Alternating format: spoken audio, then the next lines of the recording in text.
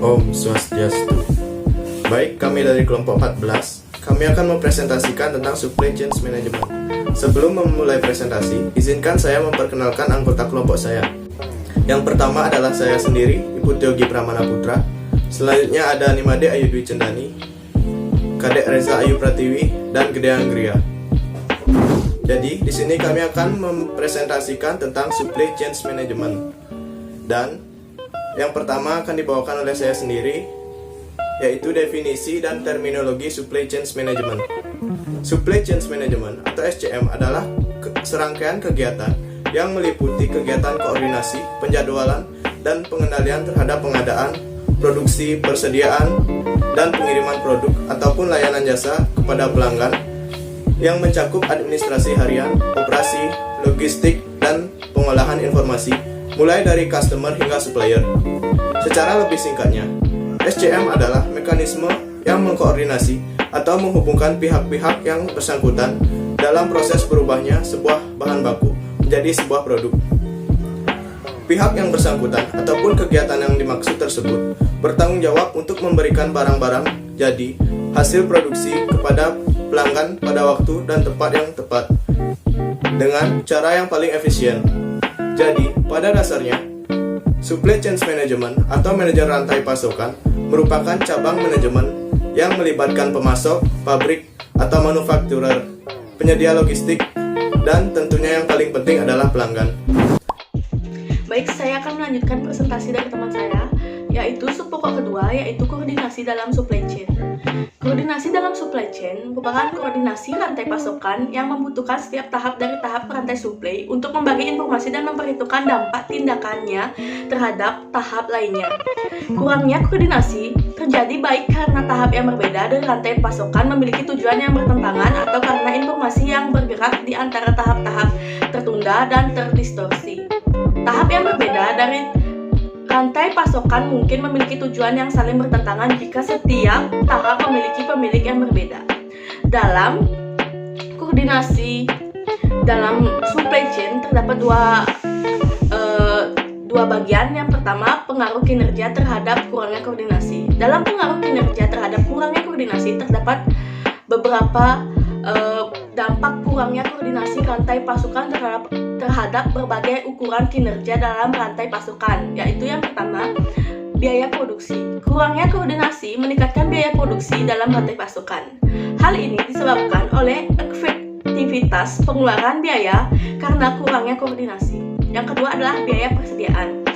Kurangnya koordinasi meningkatkan biaya persediaan dalam rantai pasokan. Hal ini terjadi karena diperlukannya storage atau tempat penyimpanan lebih untuk menampung persediaan yang meningkat, sehingga akan mengeluarkan biaya yang lebih. Yang selanjutnya ada replenishment lead time. Kurangnya koordinasi meningkatkan waktu tunggu pengisian ulang dalam rantai pasokan.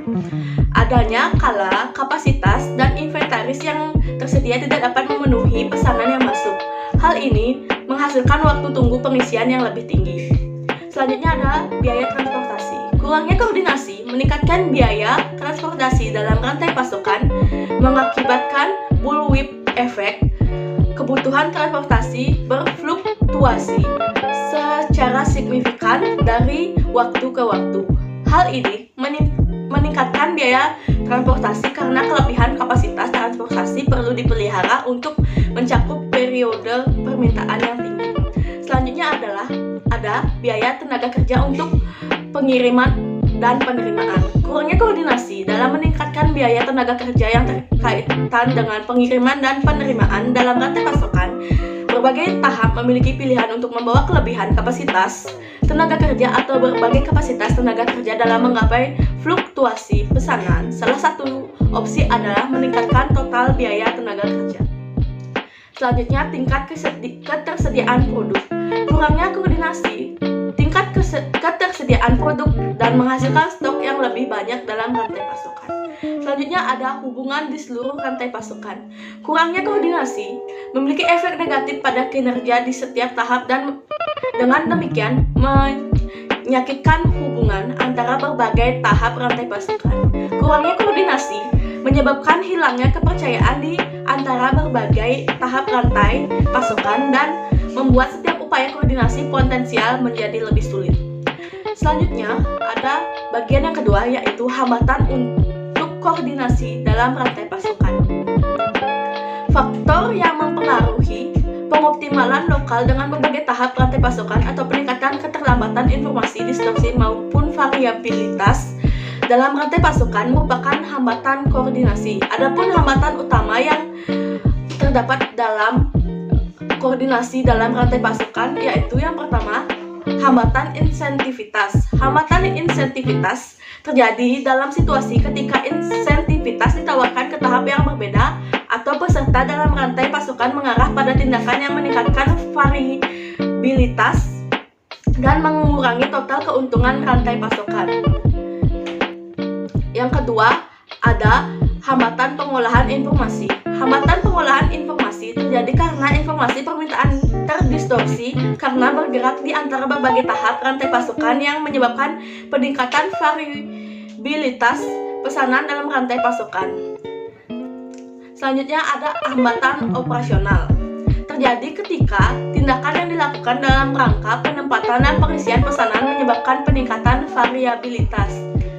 Yang keempat ada hambatan harga. Hambatan harga muncul ketika kebijakan suatu harga produk mengarah pada peningkatan variabilitas pesanan yang ditempatkan.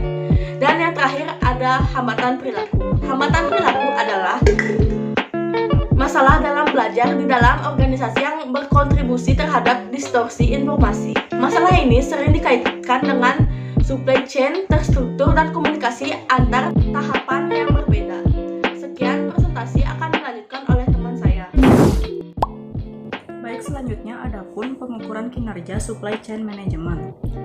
Yang pertama, manfaat sistem pengukuran kinerja, yaitu untuk melakukan monitoring dan mengkomunikasikan tujuan organisasi pada supply chain.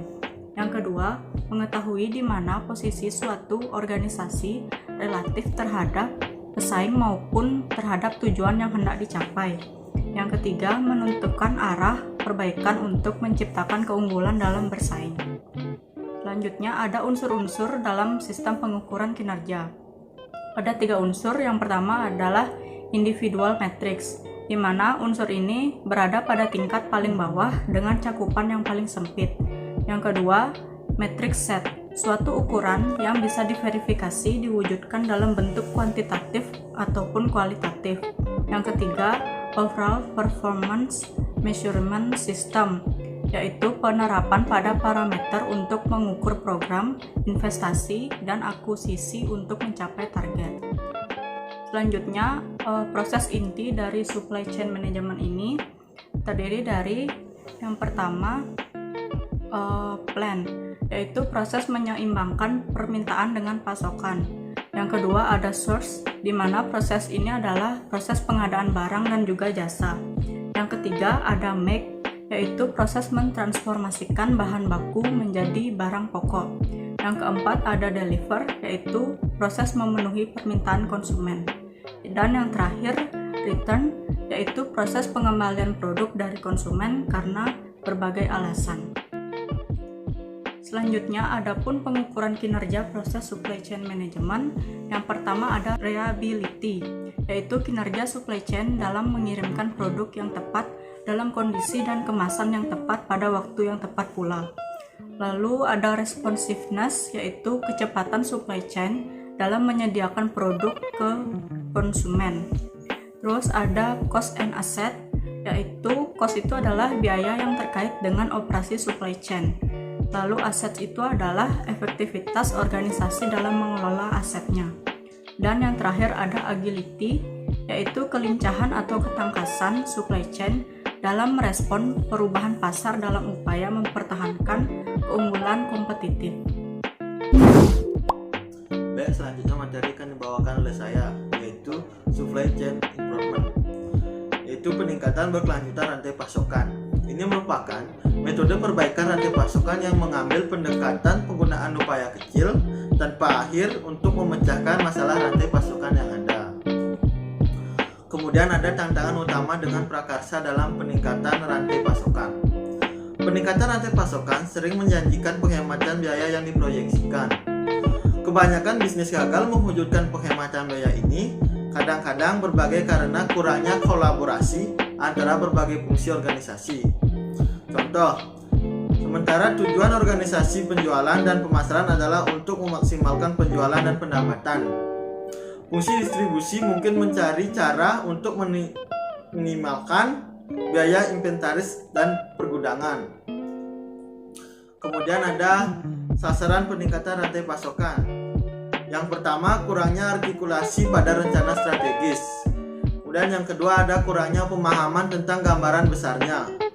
Yang ketiga, kurangnya komunikasi antar fungsi organisasi. Yang keempat, penerimaan atas itulah cara yang sering dilakukan. Kemudian yang kelima, ada sistem informasi. Kemudian yang keenam, perubahan manajemen yang bertentangan. Yang ketujuh, kriteria kinerja yang bertentangan. Yang kedelapan, kurangnya pemahaman dalam penggunaan data. Kemudian yang kesembilan, alasan meningkatkan manajemen rantai pasokan. Kemudian yang 10 itu pun yang terakhir, yaitu manfaat peningkatan rantai pasokan. Kemudian ada manfaat atau hasil dari supply improvement. Yang pertama, memiliki persediaan yang tepat di tempat yang tepat pada waktu yang tepat. Kemudian yang kedua, mengurangi biaya produksi. Yang ketiga, koordinasi logistik dan distribusi yang lebih baik dengan manufaktur. Yang keempat, peningkatan throughput dan peningkatan layanan pelanggan. Yang kelima, korporasi organisasi yang lebih baik dan inisiatif untuk meningkatkan laba. Kemudian yang keenam, proses manajemen baru mengoptimalkan hasil bisnis. Baik, terima kasih atas perhatiannya. Jika terjadi salah kata dalam presentasi ini, kami mohon maaf yang sebesar-besarnya. Akhir kata saya ucapkan Parama Santi. Om Santi Santi Santi Om.